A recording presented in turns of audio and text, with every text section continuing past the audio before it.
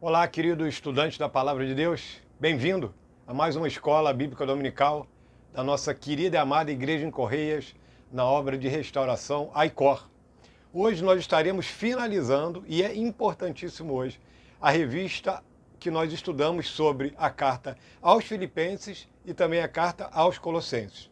Finalizamos hoje essa lição no capítulo 4, vamos ler do verso 2, vamos estudar do verso 2 ao 18, e existem duas grandes divisões nesse texto de hoje.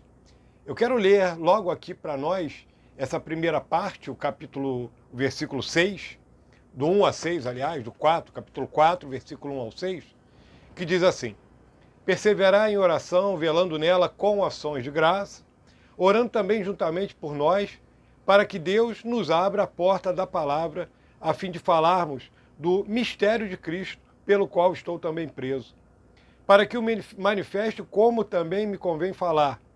Andai com sabedoria para com os que estão de fora, remindo o tempo. A vossa palavra seja sempre agradável, temperada com sal, para que saibais como vos convém responder a cada um. E aí logo depois disso você vai ter uma parte bem grande aqui, onde Paulo vai fazer diversas saudações a alguns líderes. E esse é o tema da nossa revista de hoje, que vai falar sobre relacionamentos necessários. Algumas perguntas iniciais aqui, isso já serve de introdução. Como você cuida dos seus relacionamentos? Como que você reage a pessoas que te decepcionam? Como que eu reajo a pessoas que me frustram? Como que você reage àqueles que estão sempre ao seu lado? Você realmente valoriza essas pessoas? Será que a valorização vem somente quando eu elogio com palavras? Esses temas vão nos nortear durante esse período de estudo que teremos agora. Nós temos aqui alguns pensamentos de John Maxwell, logo no começo dessa revista, que ele vai falar sobre as 10 principais razões pelas quais as pessoas fracassam nos seus relacionamentos. Inabilidade de relacionamento com outras pessoas, atitude mental negativa, estar no lugar errado, ausência de foco, falta de compromisso, indisposição para mudar ou inflexibilidade, mentalidade do caminho mais curto, confiar apenas no talento humano, decisões baseadas em informações incompletas, falta de objetivos ou de sonhos. O inverso disso é a receita para o sucesso. E nesses pontos todos que ele coloca, confiar apenas no talento humano. O ponto reverso disso é confiar inteiramente, de maneira plena, em Cristo, na obra do Senhor, em Deus e na direção do Espírito Santo. Paulo ele era um homem que sabia cultivar muito bem os seus relacionamentos, experimentado nas dores internas, dores físicas, um homem maduro, sábio na palavra de Deus, e ele chega ao final dessa carta maravilhosa, onde ele instrui a igreja a tomar cuidado com as filosofias, com o gnosticismo, com o asceticismo, como nós já estudamos em outras revistas, em outras lições. E aqui, quando ele chega bem no finalzinho dessa lição, ele começa dando uma grande lição sobre relacionamentos. Eu quero ganhar tempo e ir logo diretamente ao primeiro tópico, que vai falar a relação do cristão com Deus. E essa lição de hoje, ela se divide em 3 tópicos muito importantes. E eu quero que são longos, talvez não dê para ler todos eles na íntegra, mas nós vamos passear por eles. Primeiro ponto, a relação do cristão com Deus. Para mim, o autor começa bem, porque é exatamente por aí que Paulo começa quando ele vai falar de relacionamentos. Como hábil e inteligente homem, usado pela mão poderosa e habilidosa do Espírito Santo, essa carta ela não ficou somente restrita à igreja de Colossos. Ela também serve para nós hoje, para a igreja em Correias, para a igreja batista, para a igreja wesleyana, para todo o povo de Deus espalhado pela face desse planeta.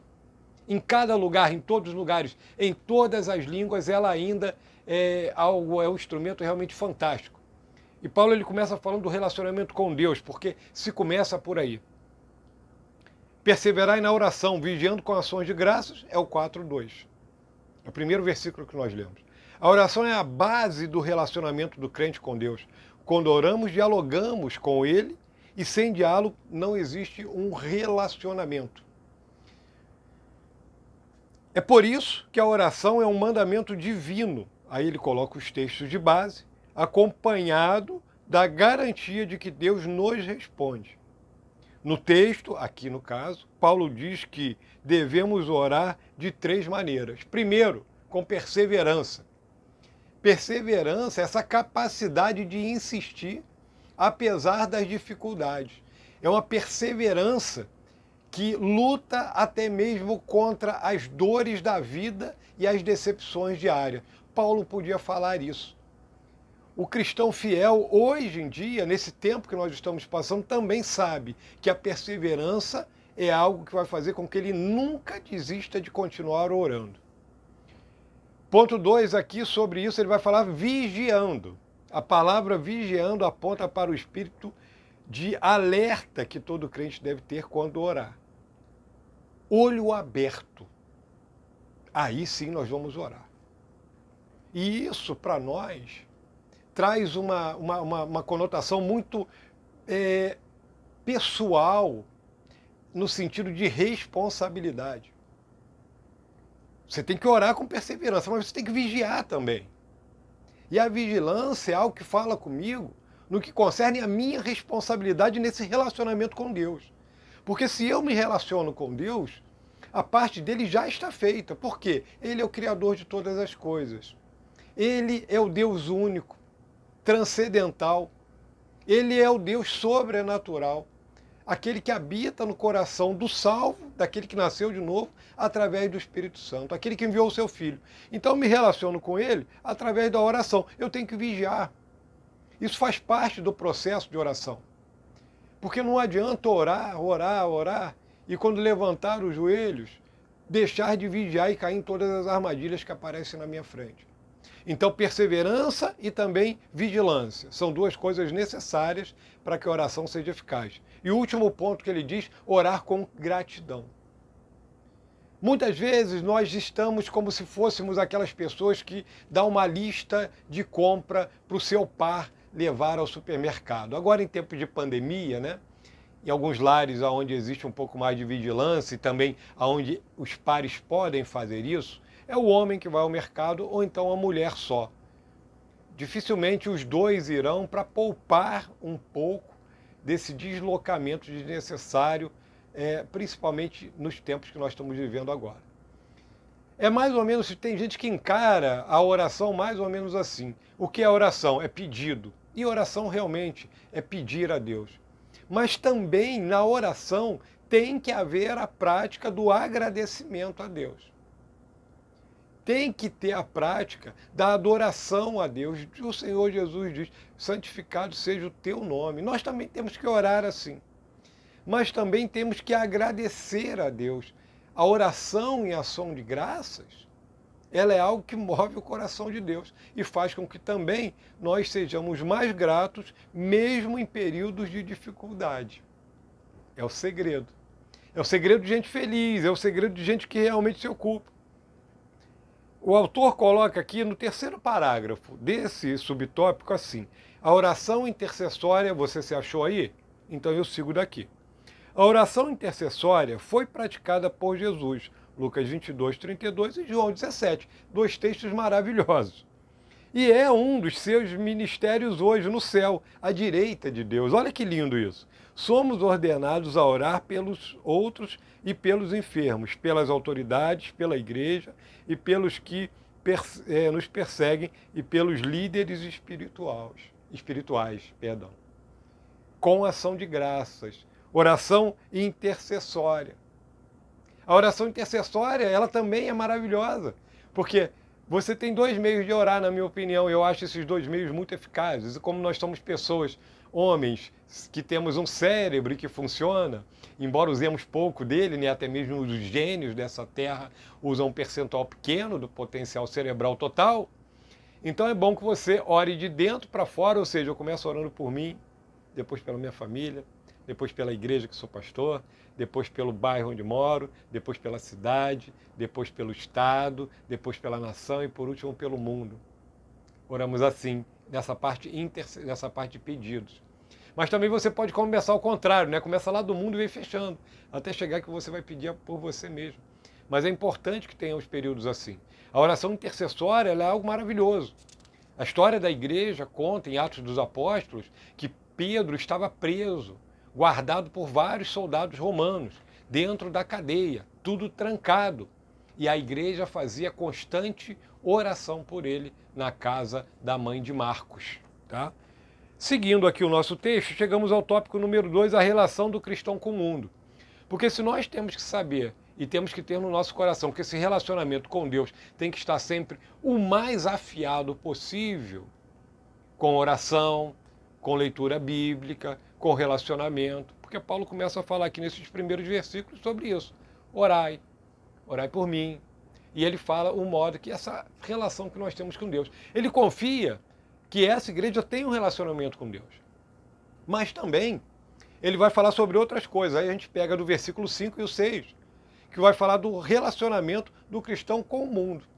Em que grau nós nos relacionamos com o mundo? É saudável? Você tem que estar forte, você tem que estar saudável. Você tem que ter, meu querido, na verdade, anticorpos espirituais que te protejam da contaminação desse mundo. Ficou bom, né? No tempo de hoje, anticorpos espirituais, né? É lógico que eu estou aqui só trazendo uma ilustração para você entender melhor isso.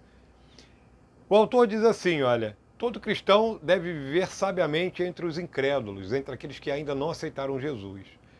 E ele usa o texto de Colossenses 4, 5 e 6, Paulo falando, portai-vos com sabedoria para com os que são de fora. Aproveitai as oportunidades. A vossa palavra seja sempre agradável, temperada com sal, para saberdes como deveis responder a cada um. Que palavra, sabe? O relacionamento com os de fora, com aqueles que não aceitaram Jesus, é esse. É dando testemunho, é vivendo de maneira santa, honesta, agradável. Olhos santos, pés santos, mãos santas, vida santa, vida real. E eu não estou falando que não vamos errar. Não é isso, isso não existe. Erraremos, por certo, mas com toda certeza teremos um procedimento justo, reto e principalmente teremos uma ação em nós, através do Espírito Santo de Deus, que está completamente em acordo com a palavra de Deus. Então, é por isso que o conhecimento faz toda a diferença. O relacionamento com o mundo é algo que nós temos que cultivar, porque esse é o nosso campo missionário. Esse mês de março é o mês de missões da nossa igreja. Apesar que missões não tem um mês especial, mas tem um mês para a programação. Então o relacionamento da igreja com o mundo, nesse caso, ela realmente tem que ser saudável, tá? Então o autor vai falar sobre 3 conselhos espirituais. E ele diz que o apóstolo Paulo dá. Primeiro, portai-vos com sabedoria. Isto é, andai como Deus manda. Como que eu sei disso? Eu só sei disso, meu querido, se eu leio a palavra de Deus. Se eu vivo a palavra de Deus, se eu sou norteado por ela, direcionado por ela. Porque se eu vivo segundo o meu próprio raso e fraco e pecador entendimento, com certeza eu cairei. Com certeza eu serei traído pelos meus próprios desejos. Porque é justamente isso. Leia 1 Coríntios capítulo 7 depois. Veja lá o que o próprio apóstolo Paulo fala. Irmão amado, vigia. Vigia nisso aí, porque senão a gente acaba caindo. Portai-vos com sabedoria. Sabedoria é algo que você tem que adquirir, não vem, acredite. Isso não vem embutido no teu ser. Deus te dá a capacidade de aprender. Mas a sabedoria você só consegue com o colocar esse conhecimento em ação. Sabedoria é isso, tá? 2. Aproveitai as oportunidades. É outro sábio conselho. O tempo de hoje nos dá oportunidade? Sim. Mesmo com distanciamento social? Sim. Você tem os instrumentos para evangelizar no tempo de hoje. Você é nova geração, você tem esses instrumentos para fazer isso hoje. E todos nós do tempo que vivemos hoje, nós temos isso. Ele diz aqui, aproveitai as oportunidades. Significa remindo o tempo ou tirando proveito de toda oportunidade. Seja ela boa, agradável ou desagradável e ruim. Aproveite sempre oportunidades. Não perca. Sempre olhe através do olhar da palavra de Deus. Alguém chorou? Precisa de um consolo, de uma palavra de alerta. Tem alguém feliz? Faça com que essa pessoa entenda que a felicidade dela é um benefício que Deus está dando. E assim nós vamos. Aproveitando em todo momento, nos momentos de dores, de alegria, de fartura, de falta de alguma coisa, sempre contribuindo para isso. Em todo momento não percamos as oportunidades. E o terceiro que ele fala aqui, né, é o terceiro conselho espiritual dado pelo apóstolo Paulo, fale de maneira graciosa. O termo palavra compreende todas as comunicações verbais e tudo aquilo que o cristão fala. Jesus diz que prestaremos contas do que falamos, Mateus 12, verso 36 e 37. Logo, a nossa palavra deve ser sempre agradável, isto é, gentil, agradável, graciosa, temperada com sal. Esse termo fala muito para a gente. É possível corrigir alguém com suavidade? Sim. É possível você ajudar alguém, corrigir alguém do rumo errado, muitas vezes, que essa pessoa está tendo com a sua própria vida, muitas vezes se afastando completamente de Deus. É possível fazer isso com suavidade, temperado com sal? Sim, é possível. O Espírito Santo nos guia para isso. Irmãos amados, nós temos que ser pessoas nos lugares onde moramos, por onde passamos, aonde compramos, aonde vendemos, aonde trabalhamos, aonde nos relacionamos, em tudo quanto é lugar, pessoas agradáveis. Começa essa questão de falar de maneira graciosa, ela começa muitas vezes até com um tom de voz. Mude o tom, não seja bom dia, boa tarde, muito obrigado, por favor, e coisas desse tipo. Elas ajudam muito para que nós passemos a ficar pessoas mais simpáticas para os outros. As pessoas vão olhar para nós e vão olhar e falar, poxa, essa pessoa é uma pessoa diferente. Essa pessoa é uma pessoa educada. Ela fala, vocês querem ver uma coisa? Nós temos agora, com essa questão do auxílio emergencial dado pelo governo, e agora vem uma segunda rodada dele por aí, nós descobrimos, né, a sociedade, os governantes brasileiros, descobriram um grupo que eles chamam de invisíveis. Que vem a ser esse grupo dos invisíveis? São pessoas que não constavam nos registros, mas são pessoas que são necessitadas.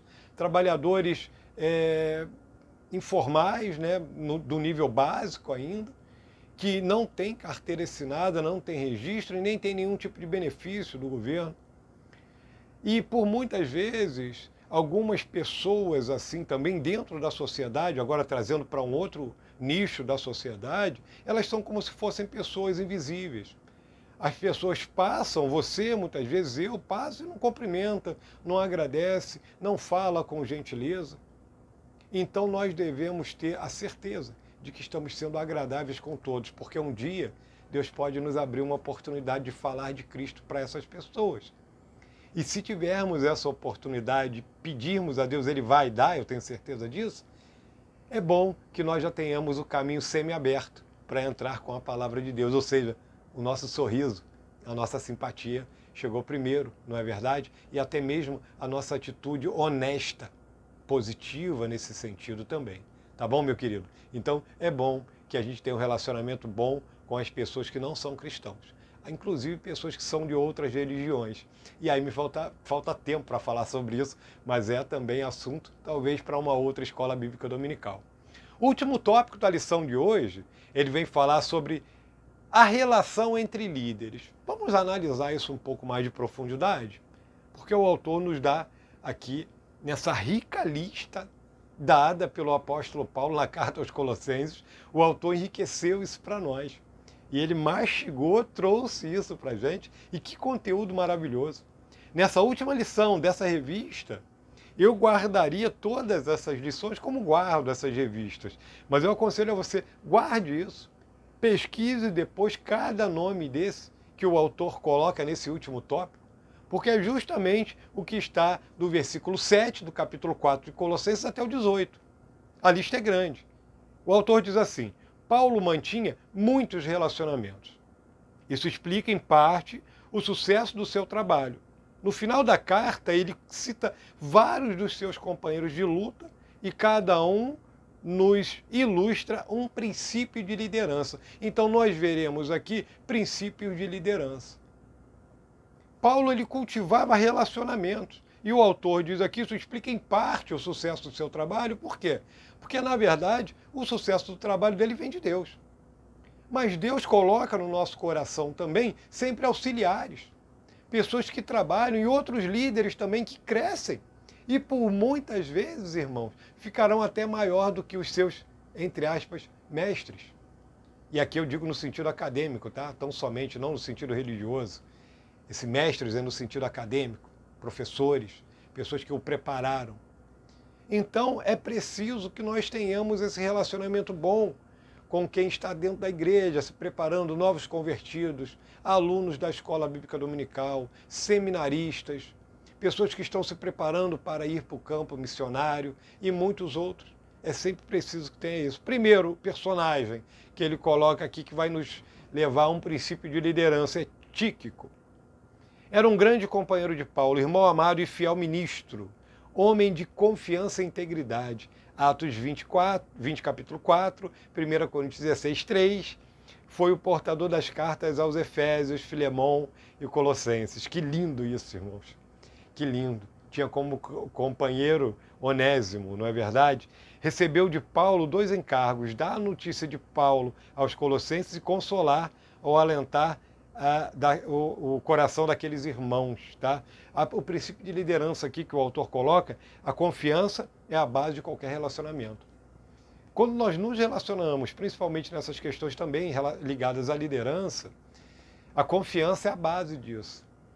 E confiança, muitas vezes, é algo que você tem que pagar um preço para isso. Porque nós confiamos. E por muitas vezes, em alguns momentos, você confia em pessoas que nunca falharão. Louvado seja o nome do Senhor. Isso é ótimo, mas nós vamos ver mais na frente que não é porque alguém falhou, você abandona essa pessoa. Mas a confiança é a base. Porque você tem que ter esse nível de confiança. Quer dizer, o que é confiança? Eu dou a essa pessoa algo precioso e creio que ela fará tudo aquilo que eu pedi a ela para ela fazer. Que ela realmente vai executar essa missão com precisão, como diriam os militares, né? Onésimo é esse escravo fujão, que tinha um nome que significava útil, né? Era filho espiritual de Paulo, a carta a Filemão foi escrita por Paulo em seu benefício. Que honra desse homem! Ele foi um escravo fugitivo que pertencia a Filemão, que morava em Colossos, tá? Justamente o tema dessa carta. Após a sua conversão, Onésimo tornou-se um irmão fiel e amado, útil a Deus e aos seus irmãos. Qual é o princípio de liderança? Está aí, está colocado aí. Um fracasso de conduta não significa o fracasso definitivo de uma pessoa. O fracasso não deve gerar pessoas fracassadas. Que interessante isso, né? Guarde isso para você. O fracasso não deve gerar pessoas fracassadas. O erro não deve produzir pessoas que continuam errando. Pessoas que só erram. Errar, irmãos, é algo que acontece conosco, como nós dizemos no nosso popular aqui, né? Ditado, errar é humano e o perdoar é divino, não é verdade? Agora, a gente também completa aqui na nossa região dizendo assim, mas insistir no erro é burrice. Então é errando, mas acertando mais para frente. Trabalhando para não cair novamente nesse erro. Então isso é muito importante, principalmente quando nessa questão de relacionamentos, né, relacionados a essa relação com a liderança. Outro ponto que ele coloca 3 personagens juntos. Aristarco, Marcos e Jesus Justo.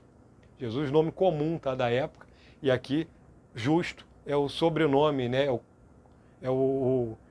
a sequência disso, né, dele.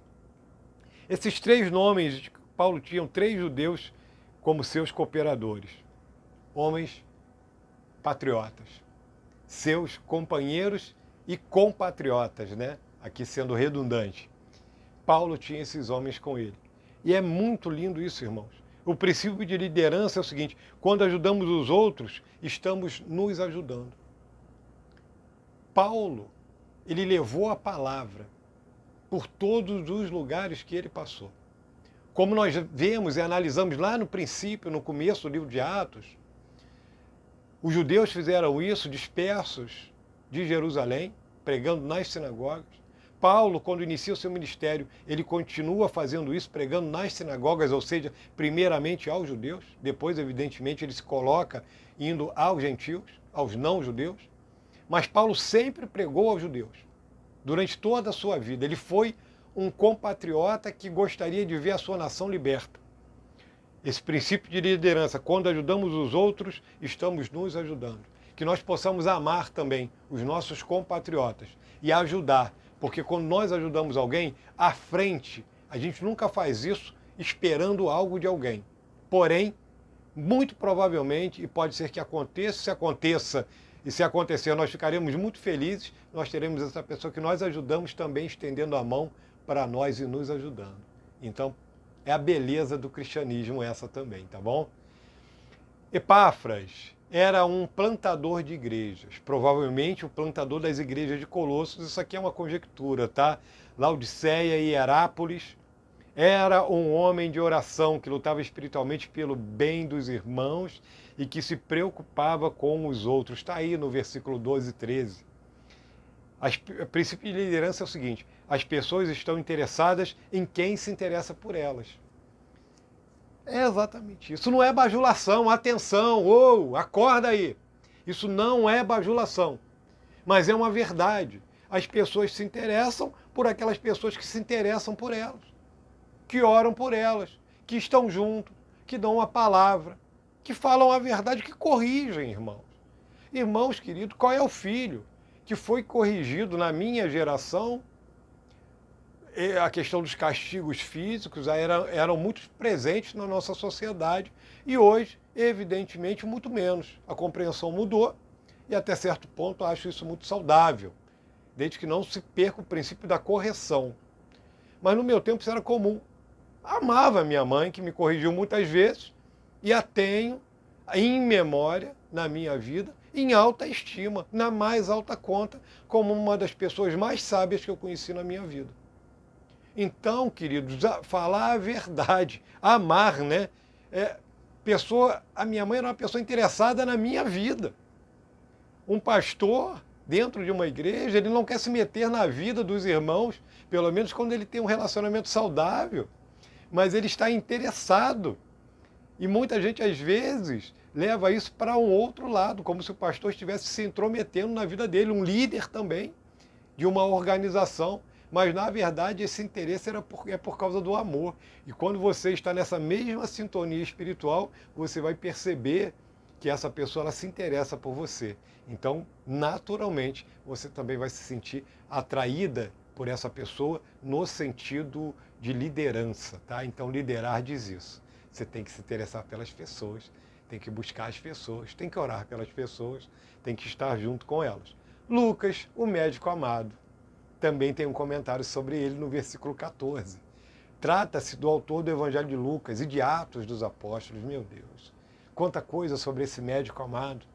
Havia abandonado seu consultório aí para se tornar o médico do missionário Paulo. O princípio de liderança aqui é o seguinte: nos melhores relacionamentos, a alegria de estar junto é o suficiente. Com toda certeza, Lucas, no seu relacionamento com Paulo, ele entendia que ele vivia muito bem e que ele tinha alegria com Paulo. Você acha que eles não riam? Você acha que eles não brincavam? Você acha que eles não louvavam a Deus juntos? Sim, eles passaram por coisas tristes, por dificuldades, como a geração de hoje. Mas, irmão, quando eu olho para o lado e vejo um irmão em Cristo comigo, eu digo, isso é suficiente para mim. Toda vez, agora não temos culto presencial durante um período, espero que seja curto, mas quando nós estamos juntos ali lado a lado, que alegria, que bênção, que coisa boa é estar junto, compartilhar, irmãos, estar do seu lado, Basta, sabe por quê? Porque você tem o Espírito Santo, e aí o Espírito Santo em mim também se alegra, e juntos nós vamos fazendo a obra de Deus e levando a palavra de Deus a outros que ainda não conhecem. Isso é maravilhoso, princípio de liderança que dá uma incentivada, não é verdade? Demas, ele vai falar sobre Demas também, foi um colaborador de Paulo, porém abandonou em determinado momento, né? Ele coloca aqui, princípio de liderança, pessoas magoadas são as que mais magoam as outras. Pessoas não curadas são aquelas que vão mais ferir os outros. Pessoas que não resolveram as suas questões básicas consigo mesmo são aquelas que vão carregar muitas vezes uma capa de proteção que será impossível que outras pessoas lhe toquem. São pessoas que abandonam a obra com facilidade, que nos primeiros ventos e turbulências se chateiam, brigam, na primeira vez que tem uma correção, ou que alguém fala mais grosso, ou que quantas pessoas não passam por isso? Em tempos como esse agora, de restrição com distanciamento social, quantas pessoas não estão magoadas porque não receberam uma visita ainda? Quantas pessoas não estão chateadas muitas vezes porque acham que deveriam ter mais atenção e às vezes as coisas estão acontecendo em um nível de urgência, ou seja, no nível de urgência tem pessoas que precisam mais e que estão sendo atendidas, mas são essas mesmas pessoas, às vezes magoadas, que magoam outras, feridas que ferem outras, são justamente essas pessoas que também não ajudam ninguém. Demas abandonou e muita gente abandona. Eu espero, querido, que nós tenhamos nenhum desses no nosso meio. Quem dera, né? Que Deus nos abençoe para que isso verdadeiramente aconteça. O último, aqui ele vai falar de Arquipo, provavelmente filho de Filemão e de Áfia. Provavelmente o pastor da igreja em Colossos. Provavelmente. Existe uma grande... os estudos de Paulo, né, apontam para isso, e todos os autores bons que você vê com esse comentário vão falar sobre isso. Muito provavelmente. O princípio de liderança aqui é o seguinte, porque ele mandou uma recomendação para um pastor. Em nossos relacionamentos, podemos levantar ou derrubar pessoas. No verso aqui, ele diz o seguinte, verso 17, e dizei a Arquipo, atenta para o ministério que recebeste do Senhor, para que o cumpras. Dependendo da palavra, você pode derrubar uma pessoa, eu posso derrubar uma pessoa. Eu posso prejudicar essa pessoa, então que tenhamos, voltando aqui ao termo, uma palavra temperada com sal, bem equilibrada, baseada na palavra de Deus, com amor, carinho, com tolerância, e que possamos assim viver em harmonia. Queridos irmãos, finalizamos assim a carta aos Colossenses, falando sobre relacionamentos, porque os relacionamentos humanos, o relacionamento com Deus, o relacionamento humano com o mundo, com as pessoas que ainda não aceitaram Jesus, outras religiões, e também o relacionamento com aqueles que estão dentro da igreja. É algo que faz parte da nossa vida, e a nossa vida precisa dessa alegria de estarmos juntos. Na semana que vem estaremos estudando uma revista nova. É essa revista, Igrejas do Novo Testamento. Irmãos amados, incentivo, se você não recebeu, provavelmente no decorrer desta semana receberá essa revista na sua casa. Igrejas do Novo Testamento. Nós falaremos sobre o que é a igreja, quais os conceitos atuais de igreja, quais eram os conceitos primários de igreja, primitivos do que era a igreja. Falaremos também sobre a igreja de Jerusalém, a igreja de Antioquia, várias igrejas do Novo Testamento, e também falaremos da igreja atual e de algumas crises que essa igreja atual está sofrendo no tempo atual, no tempo de hoje, né? Então, meus queridos irmãos, que Deus abençoe, e foi maravilhoso passar essa jornada contigo, estudando uma revista tão importante. Mas na semana que vem já temos uma outra para iniciar o nosso próximo trimestre. E que o Senhor te abençoe e te guarde, ilumine, fortaleça a sua família em nome de Jesus.